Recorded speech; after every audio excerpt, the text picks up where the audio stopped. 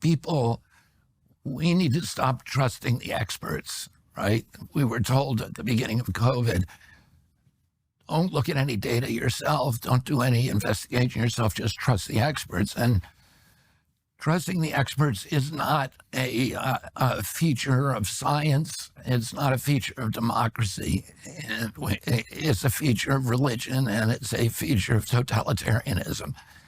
In democracies, we have the obligation, and it's one of the burdens of citizenship, to do our own research and make our own determination. And we're going to give people gold standard science. We're going to publish our protocols in advance. We're going to tell people what we're doing, and then we're going to use data, and we're going to publish the peer reviews, which is never published by CDC studies. We're going to publish anytime that we can the raw data, and then we're going to allow, and then we're going to require replication of every study, which never happens in NIH now. That's something new that we're bringing in, is that every study will be replicated. I thought that was like a basic precept of science. We can't know something unless the experiment showing it can be replicated, right?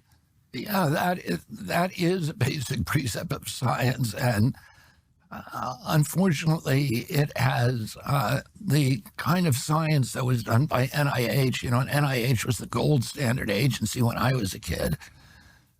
But they stopped doing that, and it incentivized a lot of cheating. And the reason it incentivizes cheating is that if you're a scientist, your career depends on how much you publish. And so if you have a hypothesis and you say, this is my hypothesis, this is the study that I want to do, and you get a grant from NIH, and the hypothesis turns out to be wrong, it doesn't, the science does not support it. A lot of times you cannot get that study published. That's science. The journals won't publish anything that is critical of vaccines. They won't do it because there's so much pressure on them. They're funded by the pharmaceutical companies, and they'll lose advertising. They'll lose revenue from reprints if they don't do that. So even Marcia Engel, who was the long time, I think 25 years at the New England Journal of Medicine, she said, you can't believe anything that's in the scientific journals anymore. Richard Horton, who's the longtime editor of The Lancet, is the same thing. He says, we've become propaganda vessels for the pharmaceutical companies. And the pharmaceutical company, now you have to pay to get something published in these journals. And so the pharmaceutical companies pay for something. They give they hire these, these mercenary scientists, we call them biostitutes, to do a study that will validate their product and, say that this statin drug works against heart attacks, and they'll mess with the data because they want it published. They're being paid by the pharmaceutical companies. There's a published article out there now that says that 50% of revenues to most pediatricians come from vaccines. And then there's a whole structure where Blue Cross and the other insurance companies pay bonuses to the pediatrician to make sure, if, for example, 95% of if their clients are fully vaccinated, they get huge bonuses. It could be tens of thousands of dollars. And that's why you're a pediatrician. If you say, I want to go slow on the vaccines, or I want to have a little different schedule, your pediatrician will throw you out of his practice because you're now jeopardizing that bonus structure. And these are all perverse incentives that stop doctors from actually practicing medicine and caring for the client because they're looking at the bottom line. 20 years ago, 20% of the doctors in this country worked for corporations. Today, 80% do. And that corporation is telling you, we don't care what happens to your patient. We care about how much revenue you're generating.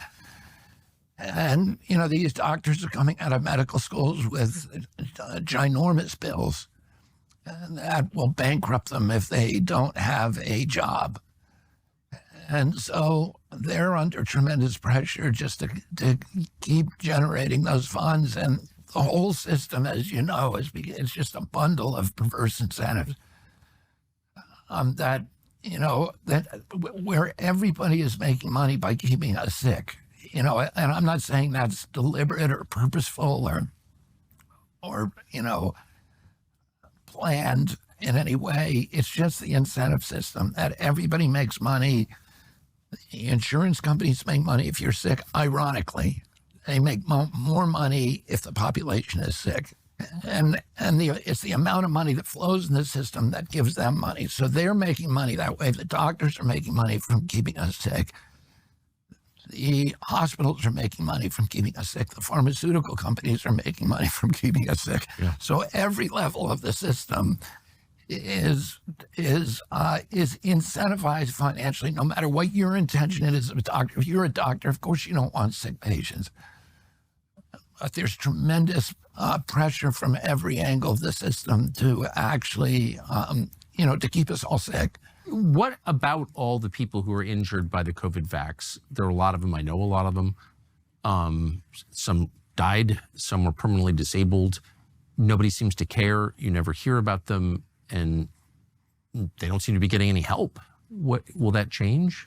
Yeah, that's going to change. I mean, as I said, the big impediment is the 1986 Vaccine Act. Yes. And so it's complicated about how we fix this, so that we can get compensation to those people. We just brought a guy in this week who's going to be revolutionizing the vaccine injury compensation program, which is a program that, when Congress passed the Vaccine Act and gave immunity from liability to vaccine companies, it recognized that vaccines were, in the word of the description, the characterization of the American Academy of Pediatrics, were unavoidably unsafe. And some people, like for every medicine, some people are going to be injured and killed. And so it set up a program that's in the federal government called the Vaccine Courts, and they have a trust fund. The trust fund is endowed by a 75% surcharge on every vaccine. And that program is there's supposed to be a vaccine court that's supposed to be generous and fast and give the tie to the runner. In other words, if there's doubts about, whether somebody's injury came from a vaccine or not, you're going to assume they got it and compensate them.